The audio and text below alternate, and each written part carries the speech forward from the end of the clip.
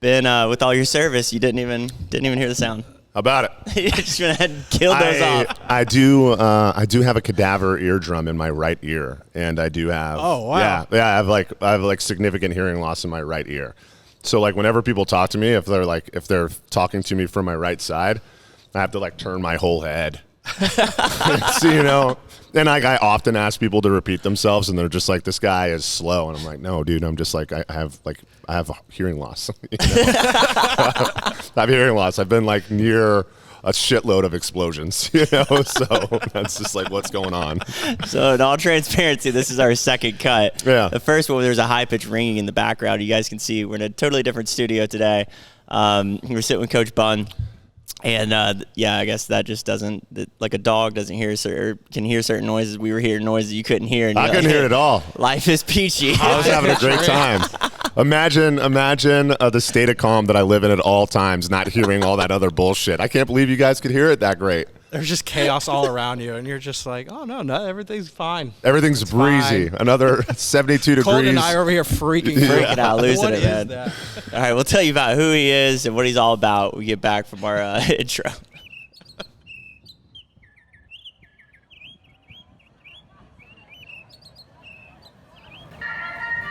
right, boys, let's remember our training. 5, 4, 3, 2, 1.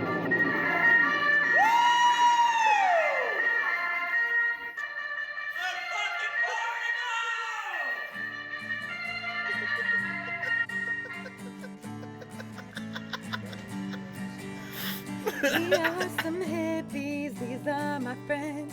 Come along with me, see how the story ends. We are some hippies, these are my friends. Come along with me, see how the story ends.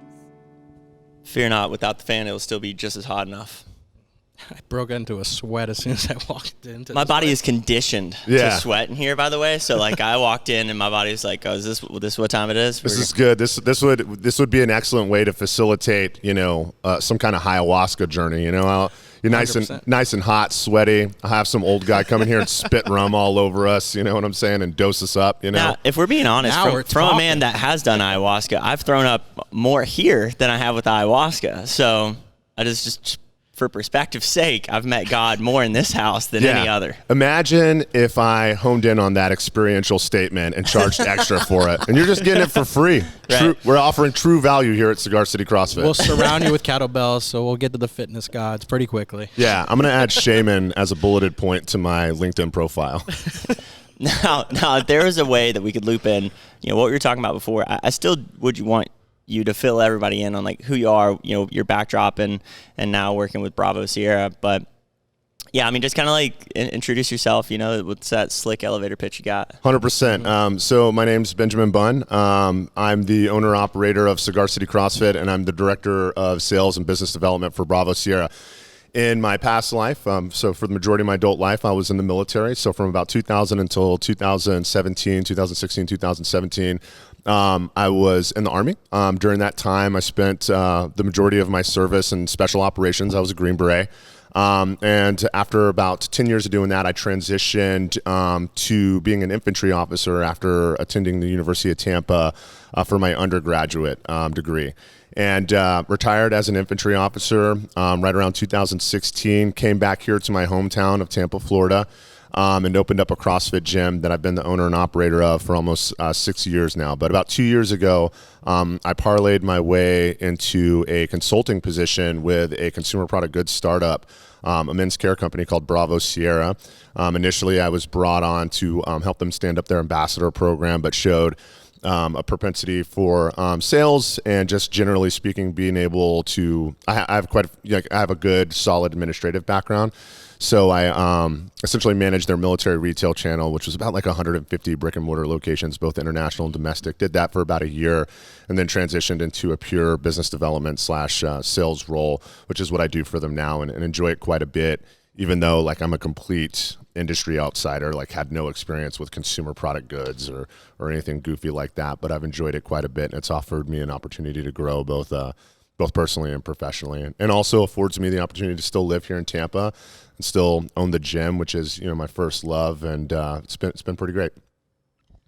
Yeah. So, you were able to get the gym to a place where it kind of has its own legs. Very much so. And I think, as a gym owner, I worked early on to ensure that, my coaches have survivable lifestyles. I think a lot of CrossFit gyms or group fitness gyms don't necessarily provide their coaches, don't necessarily provide their employees with an opportunity to, really make a significant amount of money. Like, just speaking plainly, it's just like they don't pay well, right? It's like, I'll pay you like $10 or $15, to coach this group class.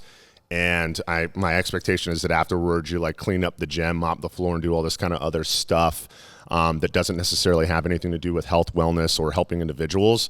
But I kind of flipped that model on its head. I think my lowest paid employee right now gets $27 an hour. I don't have expectations for them to clean or do gross administrative tasks that they're not into. I provide my coaches the opportunity to focus on the things that they love and enjoy, or things that they show specific acumen towards, whether that might be they're great at coaching a particular discipline of fitness on the floor, or maybe they do have strong administrative skills. I give them the opportunity to excel in those positions, quantify those positions in such a way that they're getting compensated very fairly, and then, try and elevate them as much as possible to not just be like coaches, but to be like professionals inside of an organization. I have a saying inside the gym, it's up or out. So you have to move up the chain inside the gym to where you're taking on more responsibility and making more money, or you have to move out, because you can only camp around making X amount of dollars for so long. You're only going to do that for so long before you're like, man, I'm sick of this shit. I got to go somewhere else. Right. So it's in a strange way, it is selfish. It's a retention, policy, right? Like, if I ensure that my coaches are continuing to grow and earn more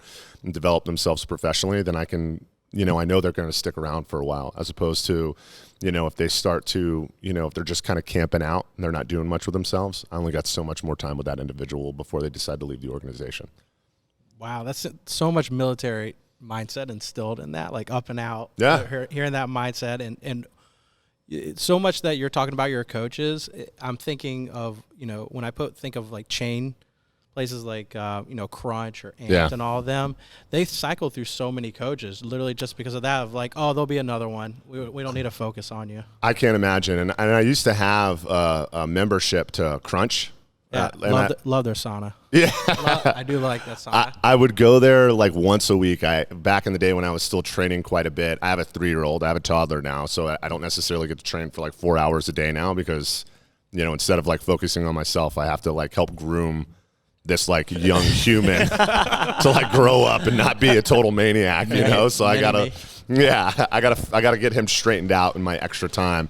So, but I used to go to Crunch on the days where I was like lifting heavy, because like if you go into Coach or if you go into Crunch to work out and you're like an above average CrossFit athlete, like you can just like deadlift over 400 pounds, you can clean like 300 pounds.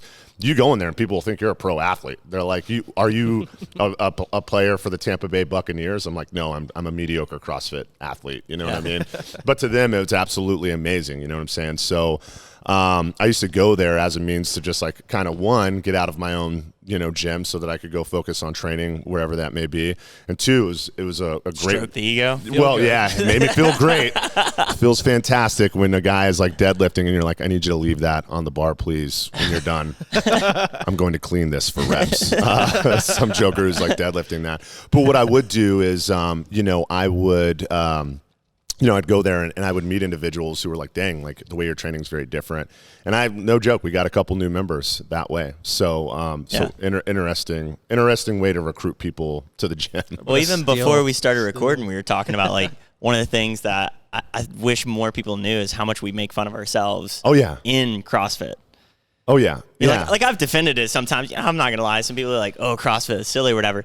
I don't even think that that I went to 5 gyms before I found Cigar City. Right? Like that was something where it was like, you can tell, I mean, I was an athlete, all my life, so I could tell if someone knew what they were talking about versus, Sure. There's a lot of components where I knew enough to know. And you go to some gyms, and that is the unfortunate thing, is that there are plenty of CrossFit gyms that are shit or that don't, ensure that their employees or coaches rather are instilling the right morals, following the right ethics, doing the right types of lifts and taking care of people the right way. I mean, you definitely don't get that here. Like, that's one thing that. Yeah. And I think, CrossFit is in a place where it's, as a brand, as a methodology, it's existed for a long time. So there's a lot of people who've been doing it for like 10 years and they're just like, yo, I don't need a coach. I don't want a coach, regardless of if they need it or not. They're just like, I don't want a coach. I don't want somebody, essentially telling me that my squat is messed up or telling me to keep my back straight or, some of these benchmark issues that you see, just gross movement issues that most athletes, all athletes, to include myself, still have. But for us, coaching has been a big deal, like making sure that we have professional coaches that know what they're doing and provide guidance on the floor. Because honestly, that's why our price point is what it is, right? I can't justify, asking somebody to pay me in upwards of $180 a month just so that somebody can explain to them what's written on a whiteboard in English, legibly written in English. Anybody can read it and essentially like start the clock and play music for them. It needed to be more for us. And it's one of our core values, right, is that like, hey, like we have to have good coaches and we have an intern process that's pretty lengthy. We have systems inside the gym so that we're providing a consistent service across the board, and all of our coaches are absolutely expected, to know that material so that like we have this product that can be packaged and provided to our athletes that's worth what they're paying us. And that's always been really important for me. And don't get me wrong, I mean, there's been times where we've lost people because they're just like, yo, I didn't come here to have somebody, put me through this preschool warm up. I know what I'm doing. I just want somebody to start the clock and tear it up. I'm like, hey man, this might be the wrong place for you, because it's really not what it's about here. Yeah, it's about just like finding, I mean, the community is the part that I dig, right? So whether it's here, anywhere else, I mean, that's the thing that has staying power for wherever you're going. If you're working out with other people that you like, and doing stuff that fucking sucks ass together, then you're loving it. Yeah, and I think, people don't talk. I mean, whenever you ask a CrossFit gym owner or a coach what's different about their gym, I think they're always going to say coaching and community. But I would for sure challenge that individual. I'd be like, well, excellent. Like, tell me what's different about your coaching and tell me what's different about your community. And there's a lot of different things that could be different about your community, but I know for us, we absolutely promote inclusivity. Like at the beginning of class, we have an icebreaker every single day, and it's not because we actually need to break the ice. It's not because, everybody I think is going to walk through the door and knows what they're getting ready to get into. I don't need to warm them up socially for that, right?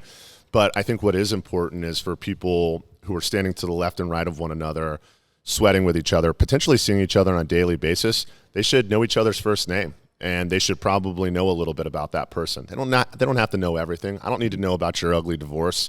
I don't need to know that you hate your job. But like, hey, it's great if I know like what your first pair of shoes were, or if you could choose your own. If you could be any animal, what would you be? Yeah, right. And like, you find out a lot about people in those small and deliberate interactions. And I think it's the fact that we do that on a daily basis, and we create events built around getting to know people, built around, enriching the community as best we can. And I think it's made a huge difference in our organization. That's the reason we're still open. So how are you finding the balance between having a full-time job and owning this gym? Like, hey, honestly, it's pretty difficult some days. Yeah. No joke. But the reason I'm able to do it, the reason I'm able to pull it off is because I do have a extremely capable staff of professional coaches that are able to kind of help us out. And I kind of found them early on. What's up? Well, we got the fan going in the background. Fan is going in the background. All right, no sweat. But I had a group of professional coaches that were working for me at the time that I got the job offer with Bravo Sierra, and they were able to fill the majority of the administrative and professional roles that I was covering down on, and it afforded me the opportunity to give them, professional pay that was commensurate with, a job that they could have out there in the world. But instead of working a 9-to-5 at Progressive Auto Insurance or whatever, which they're not passionate about, they don't care about, instead they have the opportunity to live, play, and work inside a gym doing things that they're really passionate about. So it actually really worked out. Timing was great. At the time, I had owned the gym for about just that 4 years, give or take. So I was in a place where I had been able to systemize everything in such a way that I could hand it over kind of all packaged neatly. And not only has it worked out well, that I'm able to maintain this professional position outside the gym, still be an owner, still be a father, but it's also given me an opportunity to provide, great pay and a job that my coaches really love. And I think that's probably the thing that I enjoy most about the gym now, is the fact that I can provide a real profession, a real job, to several individuals. Yeah, it's a bit different than maybe like that's one of the things that I dig about you, man. It's like you'll just make adjustments on the fly. And so it's like hearing that, that's just, okay, hey, if this is going to work, it's got to work. I'm going to find a way. Right? Yeah. And I think like you got to have that as an entrepreneur, right? Like you got to understand the difference between a 6-foot wall and a 3-foot barrier. You know what I mean? A 6-foot wall is difficult. It's like, damn, do I need a ladder? Do I need tools? Do I need help? But like a 3-foot barrier, I mean, it looks daunting at first, but at the end of the day, you can just be like, you know what? I'm gonna hop over this. I'm gonna find a way. I'm gonna find a way to get over this, and I'm gonna do so quickly. And understanding the difference between a 6-foot wall and 3-foot barrier is super important as an entrepreneur. Over your journey, I mean, how? I know this is kind of an odd question, right? But stacking on top of that, how many 3-foot barriers and 6-foot walls do you feel like you've run into? Oh God! In the tenure of having this gym. Oh my God! Like what are some examples of 3-foot barriers and 6-foot walls, right? So I think an example of like a 3-foot barrier versus a 6-foot wall, like a 6-foot wall, are some of like the gross administrative issues that are associated with owning a gym. Like when I first opened a business, I was just like, damn, I could just like get a building and just paint the walls and put a bunch of weights and shit in there, and like that's it. Not realizing that like, hey, you have to maintain licensure and registration with the Florida Department of Agriculture. You have to pay quarterly retail sales tax. You have to go to code enforcement and make sure that your building is compliant with all the recent, safety regulatory guidance. Once a year, the fire department has to come in and just kind of like poke around and like, ding on the pipes with like a hammer, or a general contractor just has to come and like put his hand on touch the wall. Just touch the wall. And he's like, yeah, it feels good. Yeah, that's cement. That'll be $10,000. And those were like 6-foot barriers. But like learning how to navigate those 3-foot barriers, 3-foot barriers. Was that a 6-foot barrier? It was nasty. It was the contractor's like, you got a pretty mouth, boy. Yeah, that was a 6-foot wall for sure. but like there's other stuff that was just like, hey, like how am I going to manage my business administratively? And then like just finding the systems, things like Wodify or how I bill people, or establishing pricing, coming up with a staff playbook. These are all these like 3-foot walls, right? Yeah. And it's just like teaching somebody to jump hurdles.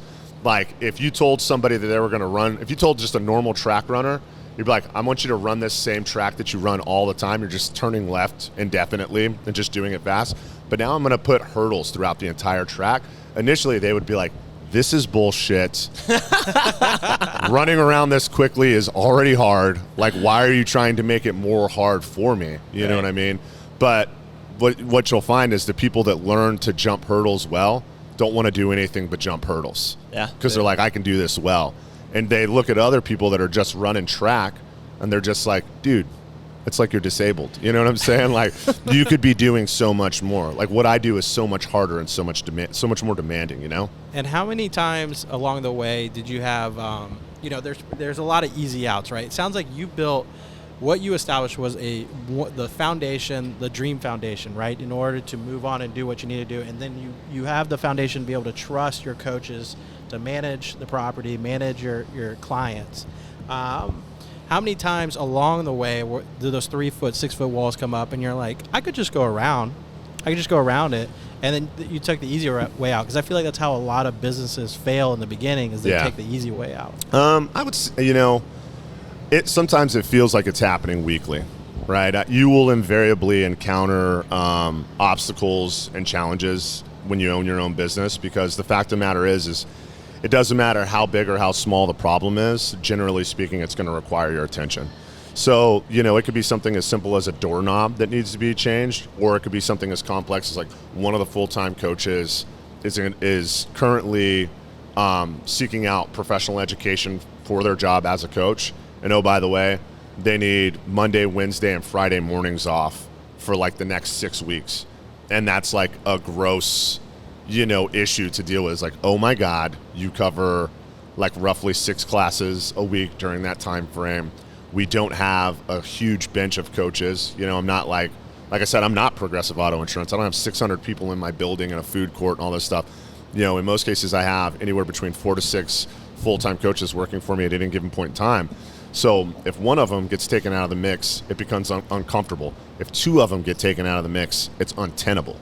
So, stuff like that, it can be a pretty significant, that's a huge issue. Mm-hmm. And stuff like that happens all the time. Like 2 coaches will be sick at the same time, and all of a sudden they're like, who is covering this class? And I'm like, let me figure out how to get a babysitter for this afternoon, and I'll get there and I'll coach. You know what I mean? Well, that's the other part of it, is that you got to have coaches that are bought into your vision, because they have to understand how fucked you are, how fucked the gym is if something like that happens, right? Yeah. And it's very much like my problem, not your problem. Like, they have to have that kind of thing. If you're talking 2 people down, that's a big problem. Yeah, and I think, by far and wide, I have the majority of my coaches are close enough to the organization and bought in enough that they understand that's what's going on. They're like, damn, if 2 of us are down, we're all going to be in a knife fight. But, occasionally I'll also just have part-time employees. They're just like, yo, man, I just coach Saturdays. Or, hey, I just I just have 2 classes a week, and that is the level of involvement I want. And that's okay too. Yeah. But it's just establishing clear expectations. Like, hey, are you pro staff or are you part-time? Right. If you're part-time, no big deal. But like, also, you're part-time. I'm not going to pull you in to discuss strategic decisions inside the organization, because it's just not your purview. You're not here enough to be making strategic decisions. Yeah. But if you're here every day, you're one of those like team players or pro staff.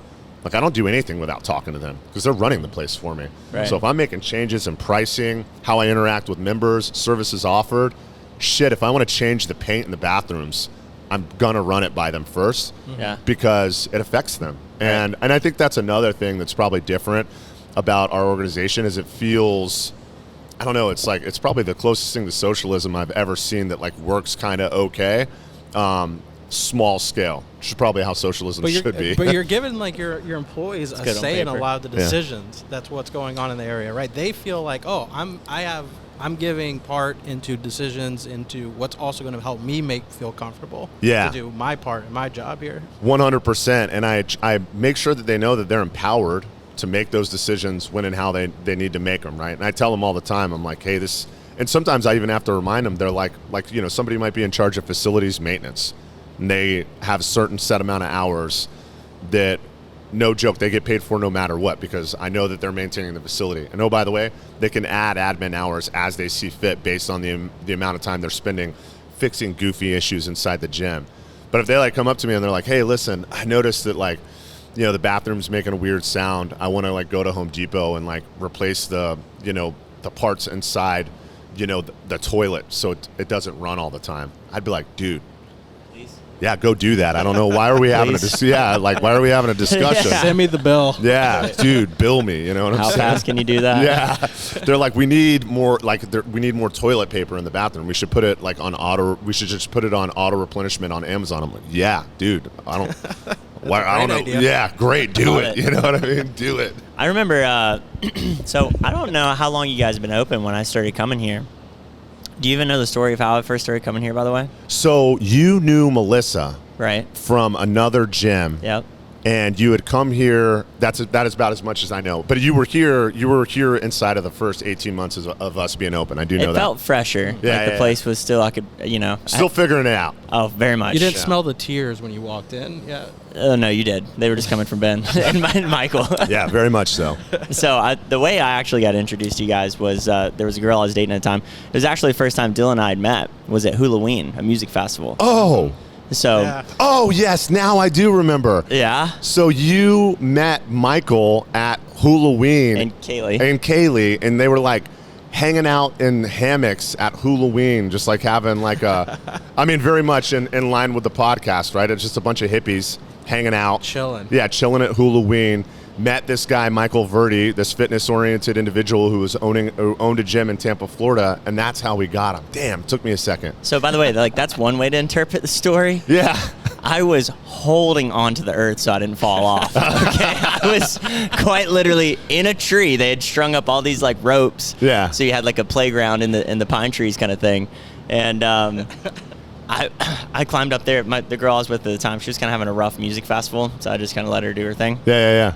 And Kaylee and Mike, I mean, they were sober as birds. They were just entertaining me. Yeah. And I mean, it took forever. I was like trying to get this story out, man. But I was just like, I was having time. I was having a blast. But I was like, holding onto the pine tree, make sure I didn't go anywhere, you know? Yeah. And finally, I like get the story out. I was like, do you know a chick named Melissa? And they were like, Michael's eyes got as big as saucer. He's like, I'll be damned. You have been trying to tell me something this whole time. I'm like, yeah, man. He's like, dude, just go check our gym out. We just hired her. Yeah. So, yeah, I was hooked after that experience. You know? Yeah, it's funny. And, you know, and for context, for anybody that's listening, I had a business partner that I originally started this gym with, a guy named Michael Verdi. Him and I both went to college together. After college, of course, I went on, you know, to continue my military adventure. And Mike had worked in Silicon Valley, specifically in tech, you know, a lot of that going on in Silicon Valley. And then the two of us kind of reconvened around early 2015 with plans to open up a gym. And then I bought him out per his request. He was essentially, the two of us kind of looked each other dead in the face about 3 years ago. And we were just like, hey, listen, if one of us bought the other one out, the other person would start making six figures like the next day. So one of us needs to buy the other one out. And it was kind of like we didn't know who was going to buy out who, but I was just like, hey, Tampa's my hometown, and I had also been talking about opening up my own CrossFit gym since like 2009. So he's like, hey, it's your dream, it's your hometown. He's like, I'm going to let you run with it. So got an SBA loan, bought him out, had the business valuated, which was an excellent professional experience, by the way. Like, you know, having the opportunity to work through that process, having the opportunity to evaluate your business, having the opportunity to amicably, you know, work with a business partner towards a buyout. And then after the buyout, Mike hung out for like 6 months, and it was like easy peasy, right? So it wasn't like there's any ill will. It's like, hey, let's just be reasonable people about this. This is not. I'm gonna be at his wedding in like 2 months. You know what I'm saying? Yeah. So There wasn't. So when you were getting it valued, though, there wasn't any like he was like, oh yeah, that should be more expensive, and you were like, I don't know, that kettlebell is not that expensive. Yeah. Well, so it was interesting. I mean, both of us took. We had a professional approach by which we evaluated the business. Like, and I think the way that we did it is we at the time hadn't been open for 3 years yet. We'd only been open for 2.5 years. So we took essentially an amortized approach to our income over the past 2 years, forecasted what we thought the income would be for the third year, essentially took the mean average of that plus the equipment, depreciated, 15% year over year, and then also like subtracted debt, couple other like weird factors. A lot of shit no one likes doing. Yeah. Nobody likes doing it, but really, and it sounds much more complicated than it is. But like accountants out there are like, oh yeah, keep talking. It's a wet dream. They're like, yeah. Oh yeah. Keep talking How much about do you that. hate it? Yeah, talk dirty to me about that File Abita. it. Yeah, but we, no joke, as part of the SBA process, we had to get Wells Fargo is the bank that we worked with, but an SBA, when you get the loan, you have to evaluate your business through a third party. Hired a third party to evaluate the business, and it was like very close to what we had come up with on our own. Nice. It was actually worth a little bit more, and I was like, I'm gonna go with what we came up with, Mike, if that's just... We're the professionals here, Mike. Yeah. We should... Me and you know each other. We don't even know this bank guy. This we know guy's CrossFit. This guy works in an office. This guy's a goddamn stranger. What you guys had come up with was more than the third party? It was less. So I was That's- like, I like that. Yeah. And I think like we ended up meeting halfway or something like that, or like he ended up like covering closing costs and a couple other goofy things that like obviously it's like if we wouldn't have bought one another out, obviously there wouldn't be closing costs. There wouldn't be like costs associated with like paying somebody to like buy your bit, all this kind of stuff. But yeah, it worked out. He got a payday, which afforded him the opportunity to kind of, live on the fly for a little bit. And now he's got like an excellent tech job working out of DC. He sells like cloud storage and just like makes a boatload of money and is probably off somewhere just like drinking cold pressed juice in a Nordic sauna. Just like really, you know what I mean? Who won here? I don't know. I don't know. We're both happy. I can tell you that. You know what I mean? So yeah. Out of that, there was a question that came up for me. Maybe I'll be remiss and it'll swing back around.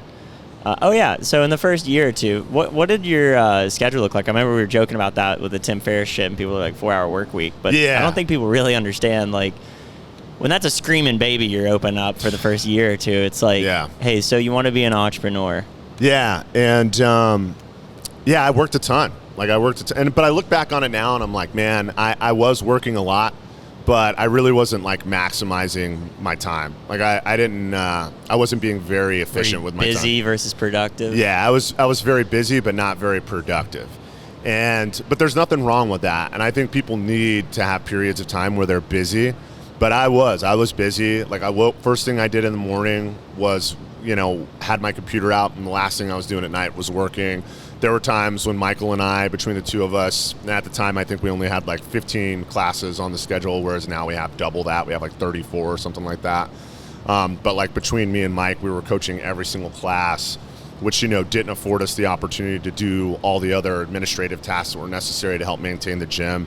So, I mean, I was working 60, 70, 80 hours a week. And I encounter, people that work in the fitness industry often, and they'll have they're like, yeah, I want to make 6 figures.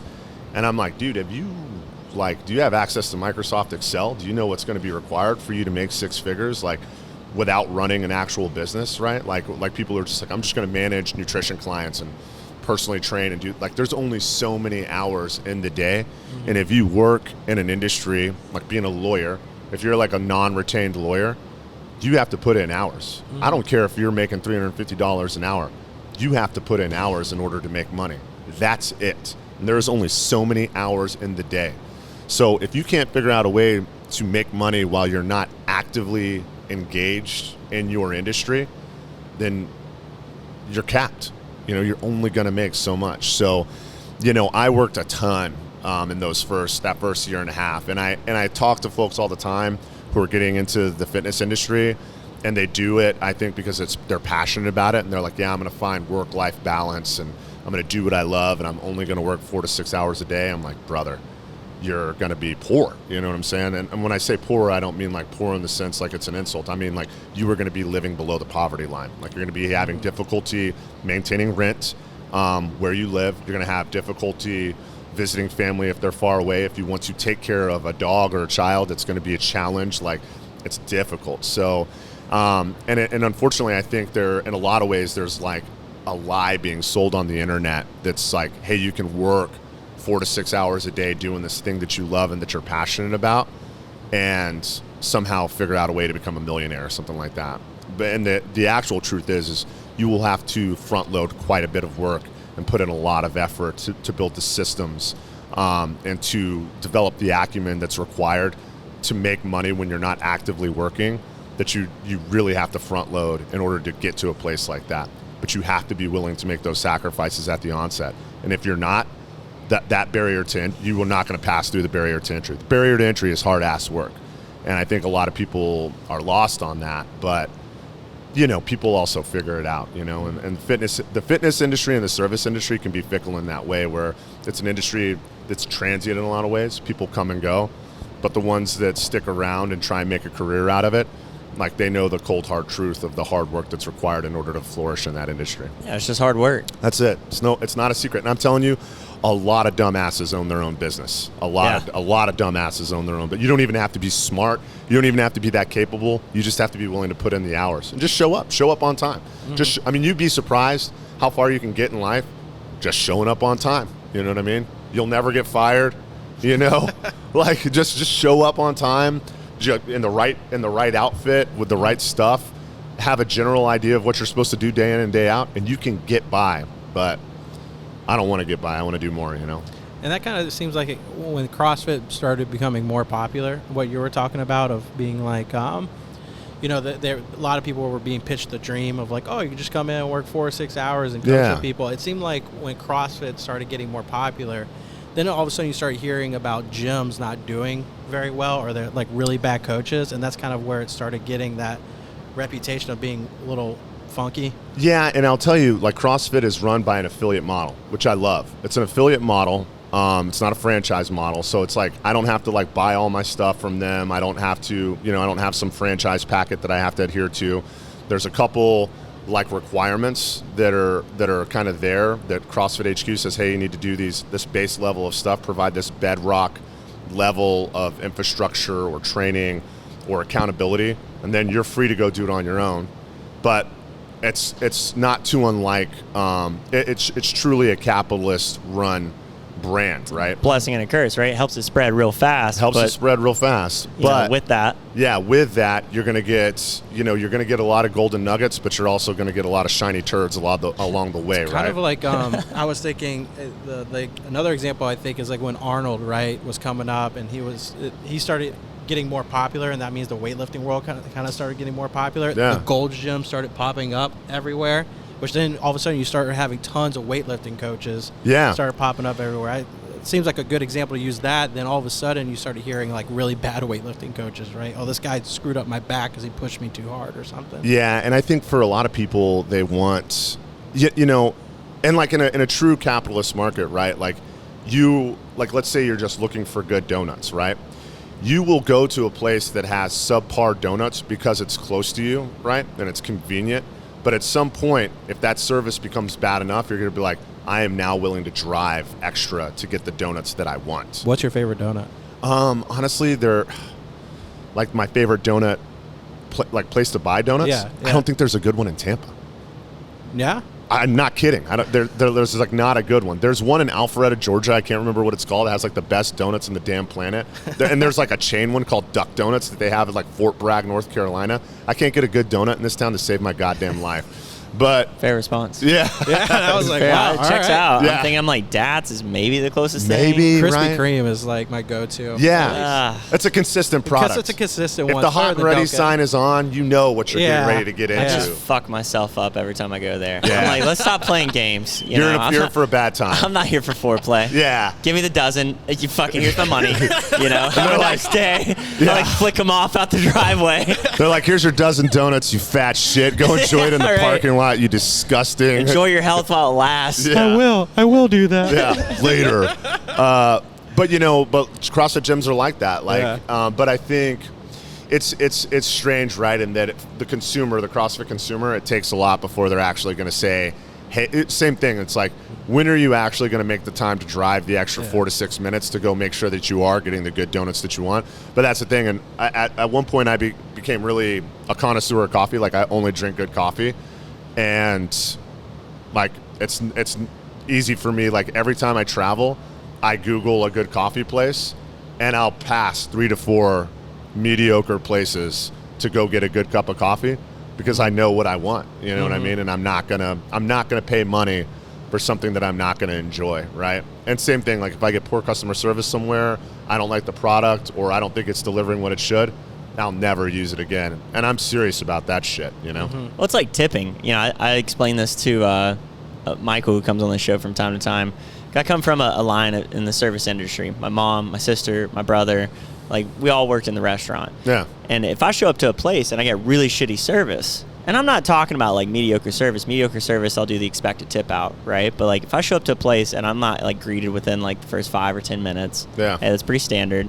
Or like, you're not checking on me, that kind of thing. It's like, here's the deal. Being in sales, I've cut my teeth since I was 17 in straight commission only. Yeah. I can't just show up to an appointment and be like, hey, right here, you want to buy my stuff? Like, they don't care what kind of day you're having. Yeah. And that's one thing that drives me mad, that people just expect. Like, you want to talk about entitlement in the world, especially in the service industry, where they're like, they didn't tip, da-da-da. I'm like, do you realize how the world works? Yeah. Like, I don't care what's going on at home. Like, when you show up, you have to compartmentalize. Yeah, and I tell my coaches that all the time. I'm just like, hey, listen, like, we're one bad customer experience away from that person. Because, when you're having a bad day and your pocket gets caught on the doorknob, and you're just like, oh, this is how it ends. This is how it ends, bro. But it's like, in reality, though, your doorknob gets caught on the door every day. It's just the day you're pissed off is when you noticed it. But hey, listen, like, I don't want my athletes to have an experience with a coach that's the equivalent of getting their pocket caught on a doorknob on a bad day. I don't want to be the straw that broke the camel's back.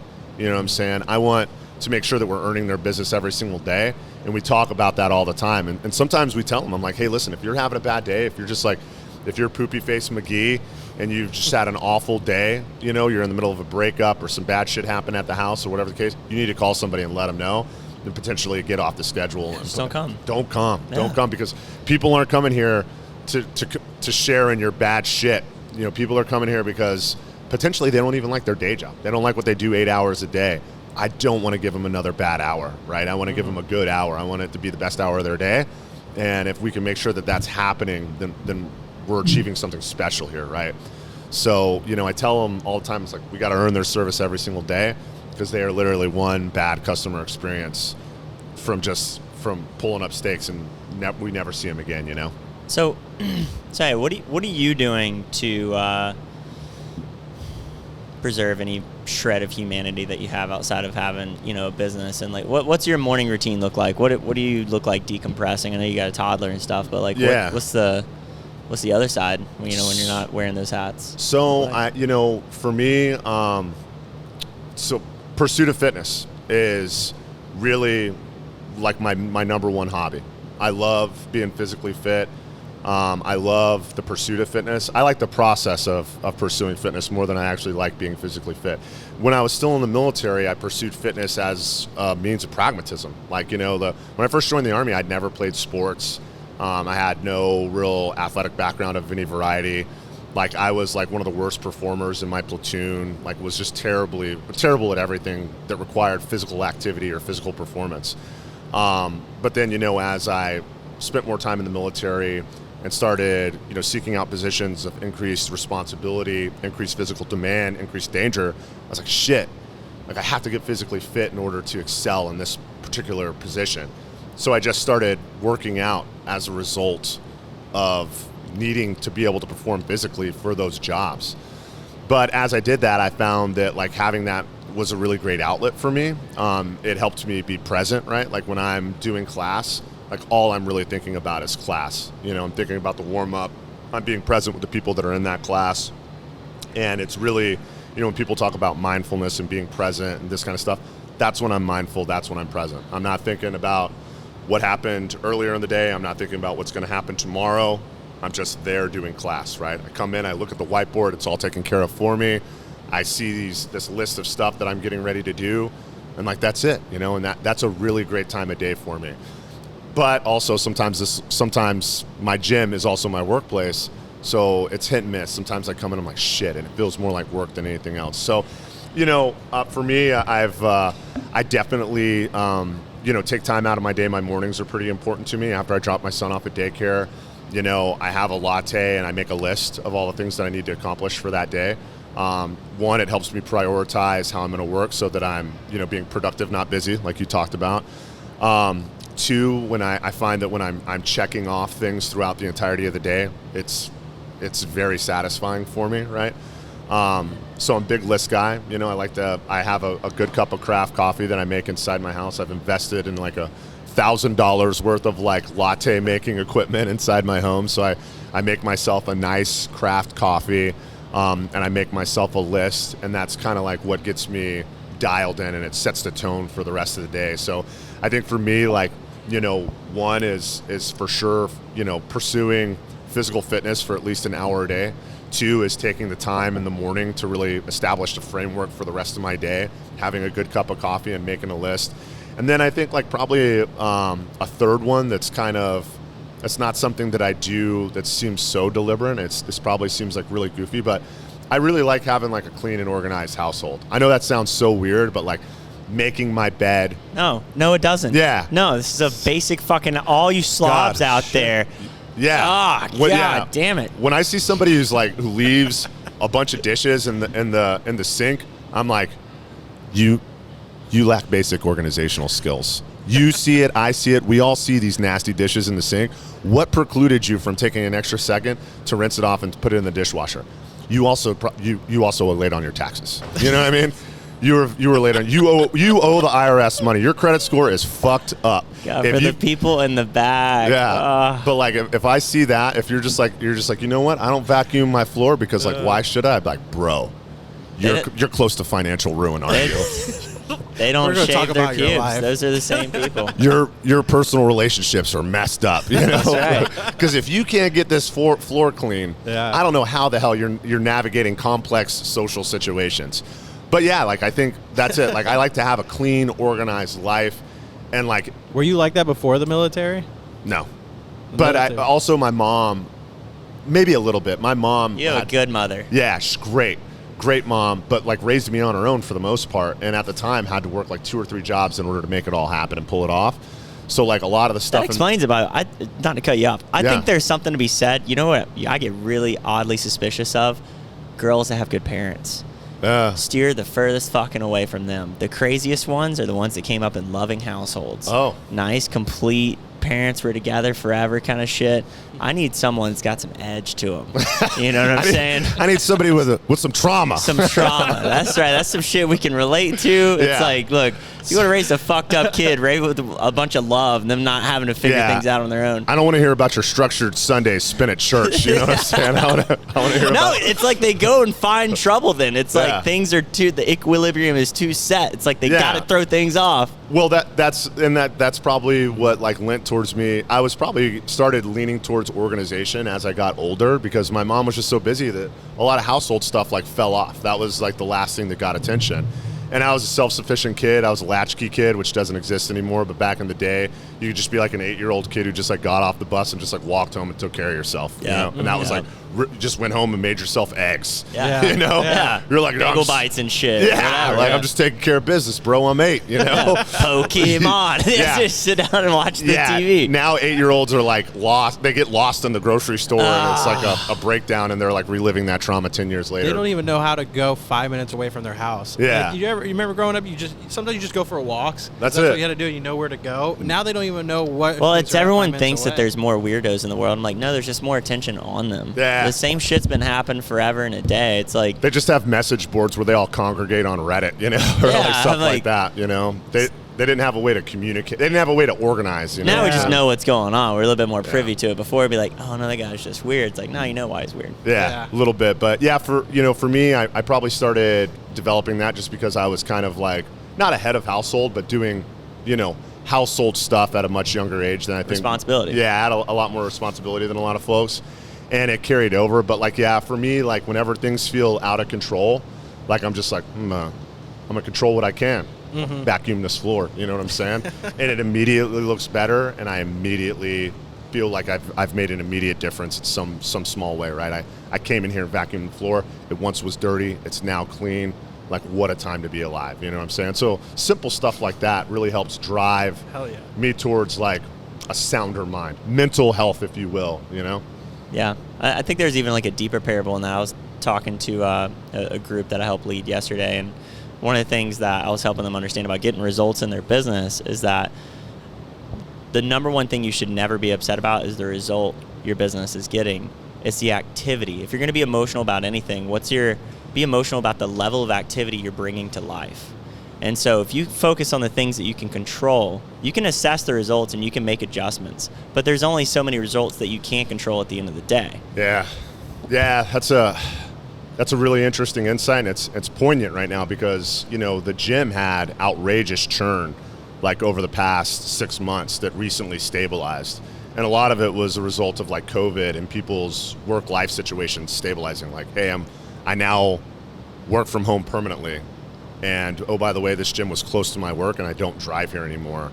So like I'm out or moved, they're like, Yeah. hey, I can work anywhere in the world now. I'm off. I'm out. Yeah. I'm going to Colorado because, by the way, mushrooms are legal there. Let's go.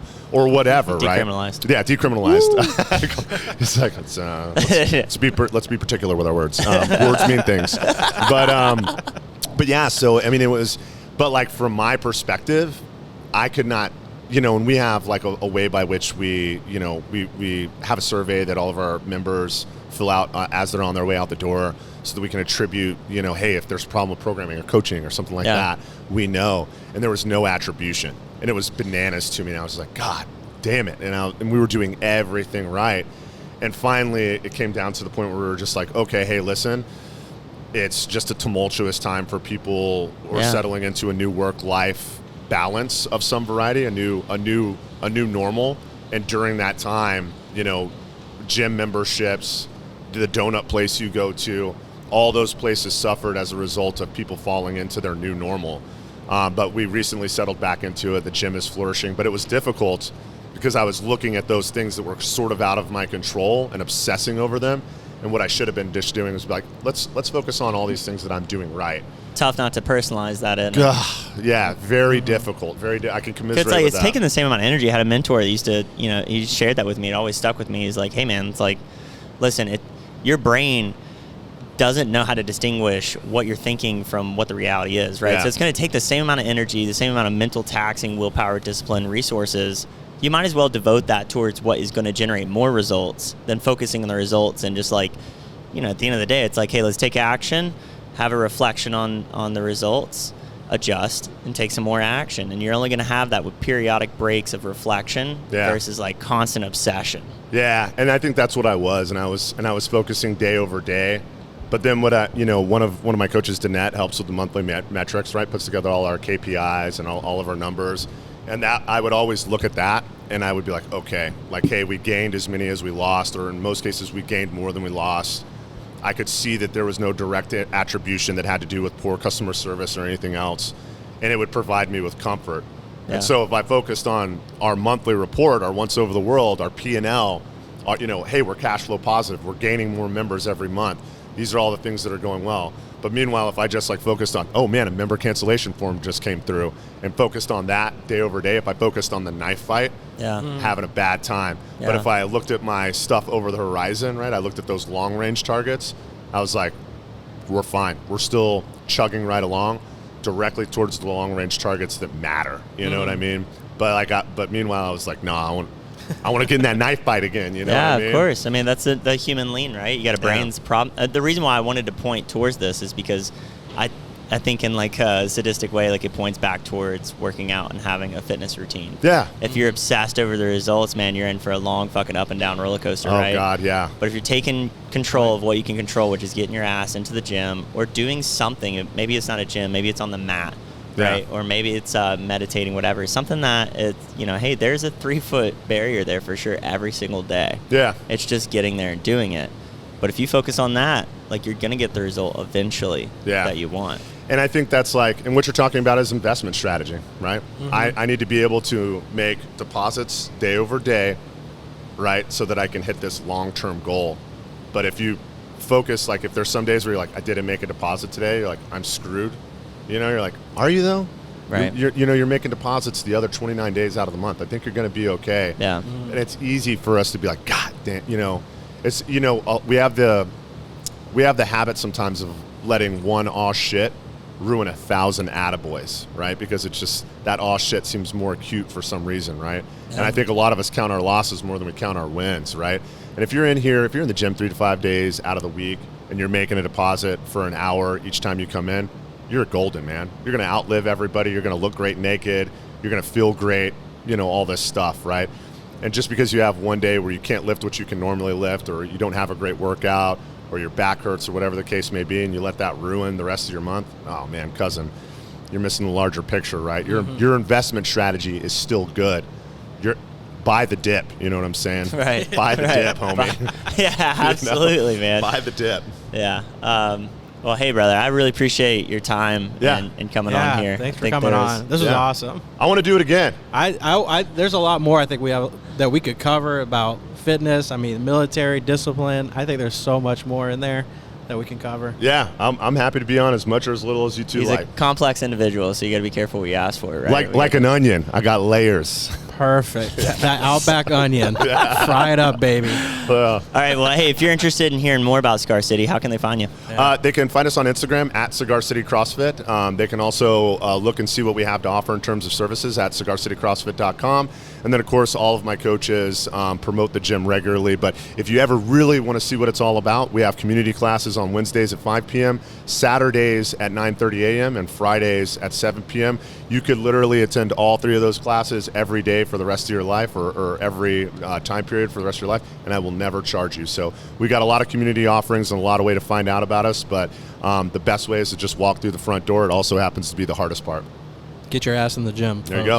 All right, guys. Hey, if you think someone would benefit from hearing this story, hearing this journey, share it with them. Please tag us so we can feature it too. I'm at Colton DM. Again, Dylan doesn't give a fuck about you. And we'll talk to you next time. Ciao, guys.